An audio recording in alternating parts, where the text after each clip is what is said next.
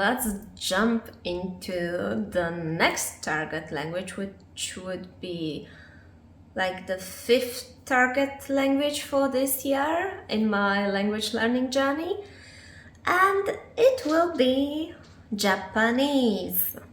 Yeah, who's excited? I am. Maybe you are too. Yes, I will be learning Japanese this year. Although my Japanese learning's history is almost non-existing, but still I've learned Japanese at some point in my life, and I've learned it basically for around half a year. And it was something around 14 or 13 years ago. I had classes from Monday to Friday for 4 weeks, 3 hours a day, 60 hours altogether. And when I finished this 1 month course, I was somewhere around the A1 level. I was learning from a book called Japanese for Busy People. And I remember that there was a transcription in Romaji for all the texts that were later introduced in hiragana and katakana. And basically we depended on Romaji so much that I don't really think that we learned to read hiragana properly with this book. So basically we've learned some hiragana and katakana, and I remember that our teacher gave us a lot of exercises in hiragana and katakana, and we had to do grammar drills and vocab drills in hiragana and katakana, and some very basic characters, like, I don't know, like maybe we've learned maybe 10 characters or maybe 20 characters during that course, but like with some very basic readings, and just more for fun than actual learning the characters like that. Basically it was somewhere around A1 level, but more in terms of speaking and vocabulary knowledge than actual character writing and character knowledge, because most of the course was conducted with hiragana, katakana and romaji. That's why we didn't really learn a lot of characters and like some kind of basic Japanese, but nice enough to be able to understand something when you've watched a drama or some anime, or even when you try to talk in some basic Japanese with Japanese people.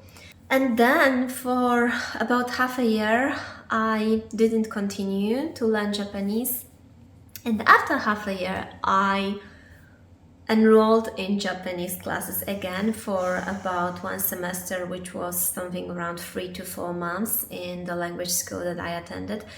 And honestly, I don't remember if I had classes once a week or twice a week. The only thing I can say for sure is that I joined the group in the language school that was already somewhere in the middle of the program that they were doing. Like, I think it was somewhere around A2 level, but they were doing the Minna no Nihongo 1, and they were somewhere at some point in the book, and I cannot say exactly where when I joined them, but basically definitely doing some more complicated stuff than I've done in this first course half year before. And the reason why I've joined this group was because I've already known the teacher, because the language school had the same teacher that I had before in my intensive course. She was not a native speaker, but she was basically a very good teacher and I really liked her. And I decided to enroll in her classes again.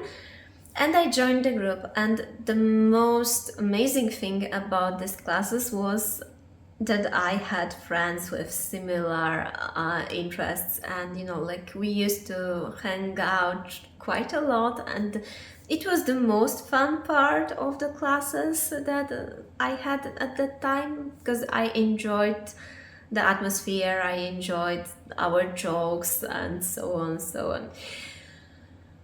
But in terms of learning, we used Minna no Nihongo and we used the complete Japanese version. So if you know Minna no Nihongo, I don't know if it changed over the years. I've heard some people say that there are some additional books in other languages that are supposed to guide you through the book, and that they have some English or other language translations in that supporting book. But basically in Minna no Nihongo, you just have a blank Japanese. For me, it was so overwhelming, and I think that not only for me, I think that a lot of our friends in the group hated the idea of learning from a whole Japanese book. And basically it was quite boring, and all the grammar exercises that were there were quite boring and everything. And I remember that I didn't enjoy learning from Minna no Nihongo, but I enjoyed learning with the group that I had, and that was the most fun part of my Japanese class. And as I've already said, when I joined the group, they were in the middle of learning something already. The condition on which my teacher let me join the group was that I will study some grammar points on my own, and then I will be able to join the group, and I did it. So basically it's like I joined the group in the middle of level, and it was not easy for me. It was easier for me than for them in some aspects, like knowledge of characters. I was basically building on my Chinese characters knowledge, because I already knew some Chinese characters at that point in my life, and I could basically read the sentences in Japanese and understand them without really knowing the pronunciation in Japanese, but I could get the sense because I knew the characters. In some way it was easier for me, but in other way it was like when I've seen, let's say, a character for mountain, in my mind I would always read it as Shan and not as Yama, which is like obviously Chinese and Japanese reading. And the first thing that came into my mind when I was reading characters in Japanese classes was the pronunciation in Chinese and not in Japanese. I kind of could fake my way into the level of Japanese they were at, but not really, because I didn't know the readings in Japanese. I knew the meaning of the character, but I didn't know the readings. But beside that, it was really a lot of fun, and I would probably continue with Japanese if my group stayed the same. But the problem was that when the semester ended, one of my good friends from the group decided to go to Japan for like 1 month or 2 months intensive training in Japanese. And when she was back, she was definitely far above our level of Japanese, and we wouldn't be able to match her level, and it was useless for her to join the group on a level that she's already learned. Another one of my good friends didn't have the time or something. I think that the time of classes didn't match, and the group that I would be attending classes with would be different the next year, and I just decided that I don't want to do it, because the most fun part in learning Japanese was learning it together with people that I really liked. When this factor went away, I kind of lost the motivation a little bit. And that was also another reason why I didn't continue. I basically got busy with learning Chinese, and Chinese was a priority at that point in my life. I basically didn't want to confuse while learning Japanese and Chinese altogether. If you've done it before and if you've tried to learn both languages from a very beginning level or quite beginning level, at the same time, you probably know that it's very confusing. So mainly for that reason, I didn't continue learning Japanese, and it's been around 13 years since I stopped. I think I've done some dabbling in Japanese about 2 years ago when I started to listen to podcasts in Spanish.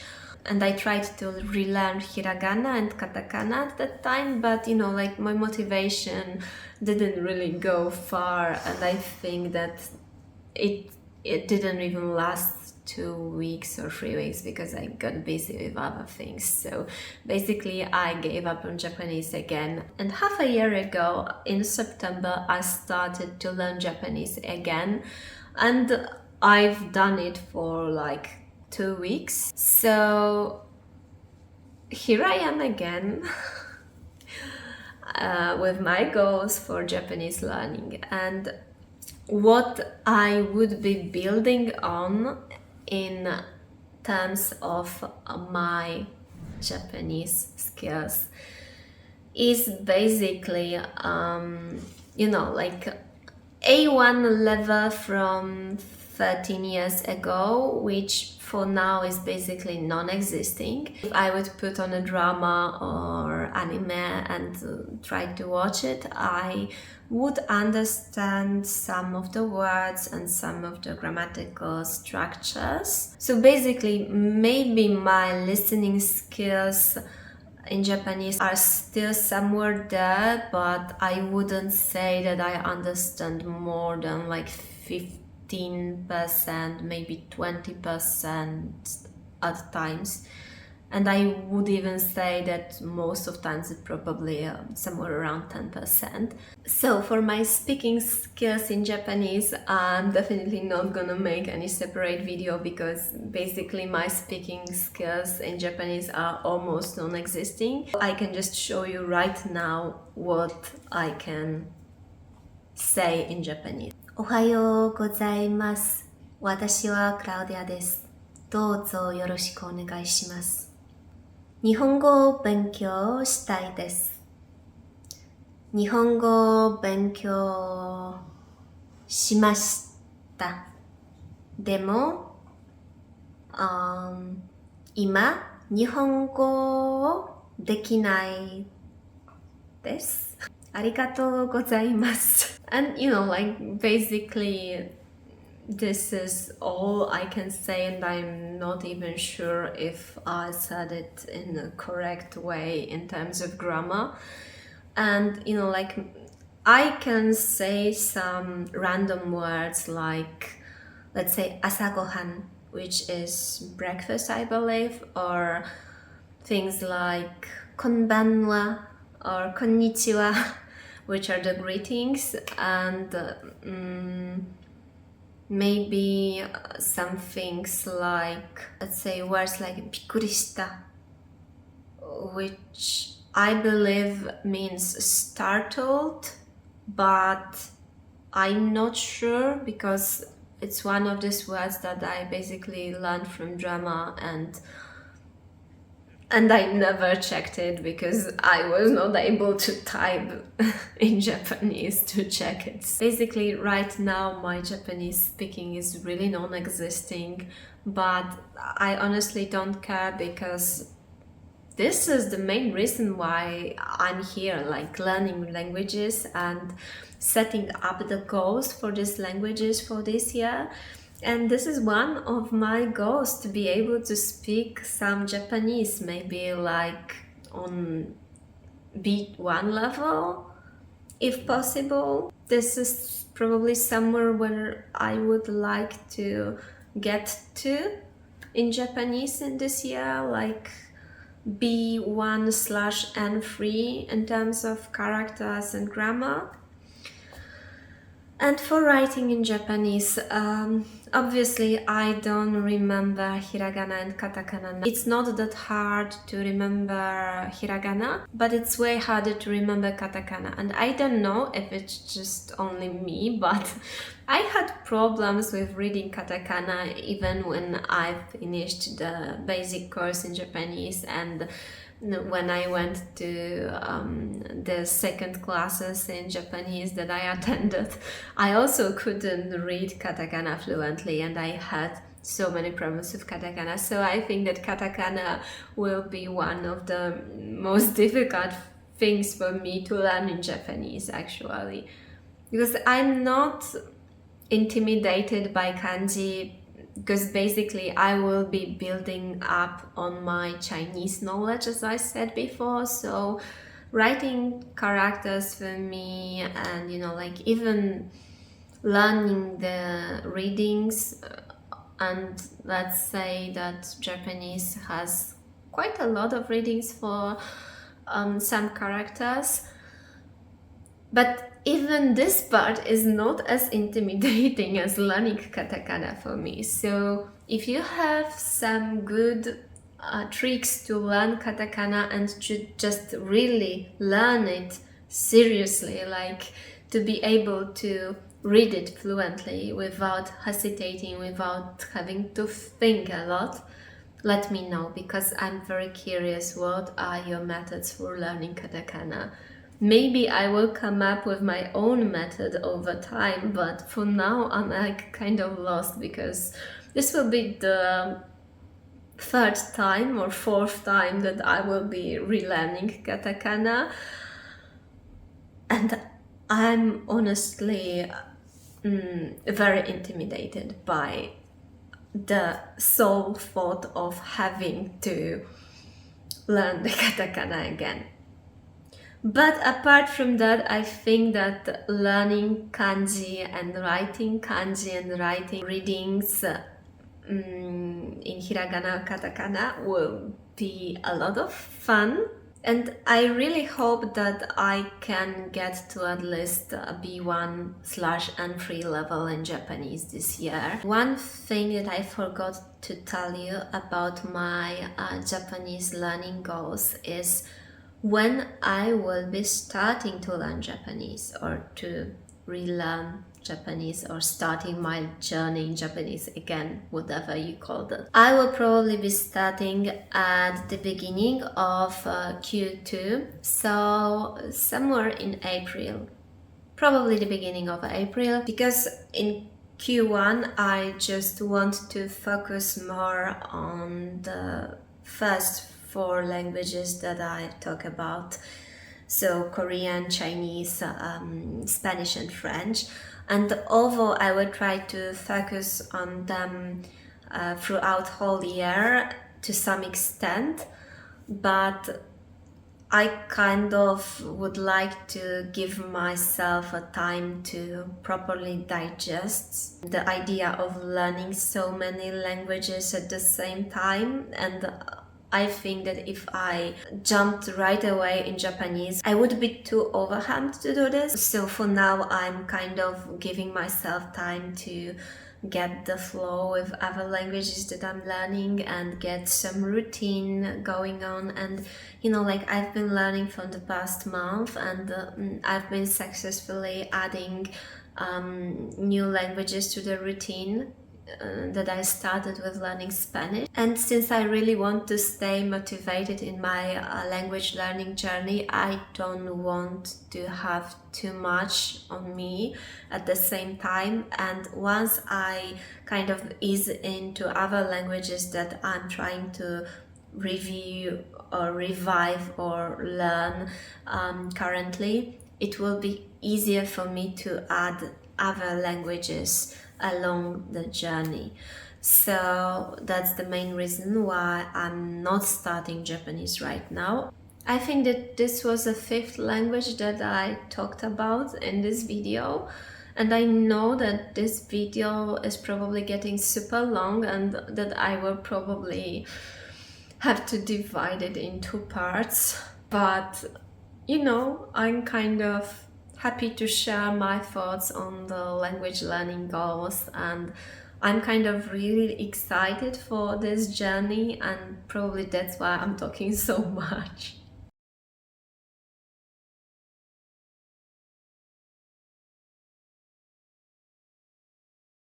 So, without further ado, we're going to continue with two more languages. The sixth target language in my language learning journey this year is a language which I'm super excited for, and it's Thai. I will be learning Thai this year, and if you will also, please let me know, because I'm super excited to start this journey this year, because I wanted to start learning Thai for quite a long time already, but I basically didn't because of various reasons. But I have bought a lot of books on learning Thai in Korea, and I've even tried to learn a little bit of Thai writing system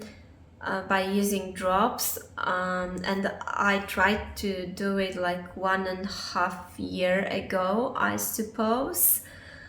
But like, I don't remember anything right now because I basically didn't go any further than this. So maybe it will be a little bit easier for me to learn the writing system this time around, but I'm not sure, because what I've heard from other YouTubers, Thai is just so difficult and so complicated that a lot of natives are overwhelmed with Thai language itself. And I don't know if it's true, but I'm definitely gonna check it by myself for my experience with Thai. In my whole life, I've watched one movie in Thai and something around 6, maybe 7 dramas in Thai, and like, probably I didn't even finish most of them. But I think the last time that I watched a Thai drama was about 1.5 years ago, and for that period of time I didn't really have any contact with Thai. I didn't listen to anything, I didn't try to read anything, and so on and so on. So the only thing I did is basically that I bought the books to learn Thai, but it was also like 1.5 years ago. So when I will be starting this journey, I will be starting it from complete zero. And I'm not watching any dramas in Thai or listening anything in Thai, any music or any podcasts or whatever you could think of when it comes to learning a language.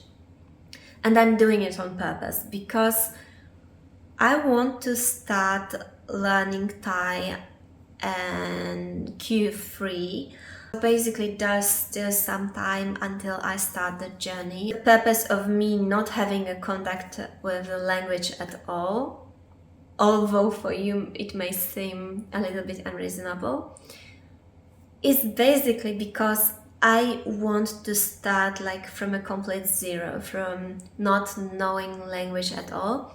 And I would like to challenge myself to see how much Thai I can learn in a certain amount of time, and how much Thai I can learn until the end of the year, starting my journey from Q3. So let's say giving myself 6 months in this year for learning Thai from a complete zero. I don't really have a specific goal, like let's say A1 or B1 or C1 or whatever else, because for now, for me, it's kind of hard to predict how quickly I will be able to learn Thai, especially considering that I plan to learn most of Thai on my own, just using some resources from the internet and probably not having a teacher, but I may change my mind along the journey if I say that it's too complicated to do this on your own, but probably Thai is the only language that I'm even considering getting a tutor. I would basically like to start with self-study and see how far I can go with it. So basically, if you would like to know what level I'm in Thai right now, it's basically 0 in all the aspects, and my Thai level is totally like non-existing. I don't have any skills in Thai, although I can say like 2 or 3 words in Thai right now. So let's begin. Sawadika. ฉันชื่อ Claudia ค่ะ ขอบคุณค่ะ I basically introduced myself right now, and this is it. And there is another word that I know in Thai, which is sia, and it means lion. And if you are Thai or if you're learning Thai, let me know what tone should this be pronounced in, because I just learned these words a few years ago when I was watching a drama, and there was one character that had a nickname or name which was Sia, and like I'm not sure how to pronounce it, but you know, like basically this is one of the words that I know, that Sia or something like that is a lion. I think that I remember the Thai people are using this kun and pi. This is some kind of honorific, I think, and I'm not sure, and please correct me if you know it, but this is some kind of honorific title, but a little bit gives vibe of like a oppa or maybe sonbae in Korean, or senpai in Japanese. Basically, this is all that I know from Thai, like sawadee ka, khop kun ka, chan chi, Claudia ha, and what else? Sia, and pi, kun, and oi. Yeah, I love the oi. It's so cute. It's so cute. This one, I could basically listen to this oi for all time.